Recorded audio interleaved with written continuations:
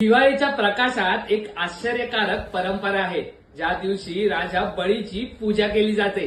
नमस्कार, मी साहिल गावडे आणि आज आपण जाणून घेणार आहोत दिवाळीच्या दुसऱ्या दिवशी साजरा होणाऱ्या बळी प्रतिपदा उत्सवाचा खास महत्व आणि अर्थ.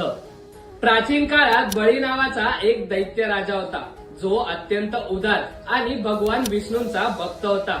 एकदा भगवान विष्णूंनी वामन अवतार घेऊन त्याच्याकडे 3 पावलांची जमीन मागितली. बळीने ती प्रेमाने स्वीकारली. त्यानंतर वामन प्रचंड झाला व 2 पावलात आकाश भूमी व्यापून टाकली. 3ऱ्या पावलासाठी बळीने आपलं डोकं विष्णूचरणी अर्पण केलं आणि पाताळगामी झाला. त्याच्या भक्तीच्या जोरावर भगवान विष्णूने त्याला आशीर्वाद दिला की बळी हा वर्षातून एकदा पृथ्वीवर येईल आणि लोक त्याची पूजा करतील. म्हणूनच दिवाळीच्या दुसऱ्या दिवशी आपल्या बळीराजाची पूजा केली जाते. ही परंपरा आहे. बळीच्या उदारतेचे उदाहरण म्हणून या दिवशी इडापिडा टळू दे आणि बळीचं राज्य येऊ दे ही म्हण म्हटली जाते. म्हणूनच बळी प्रतिपदा हा दिवाळी सणाचा अविभाज्य भाग मानला जातो.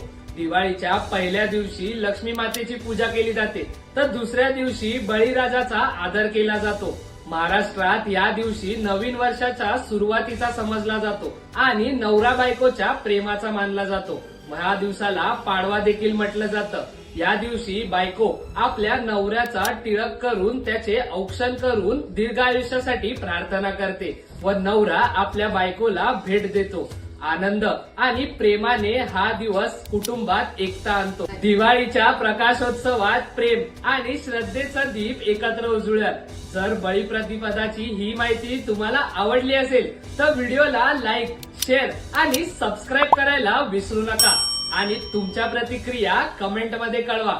बळी प्रतिपदेच्या तुम्हाला व तुमच्या कुटुंबाला हार्दिक शुभेच्छा.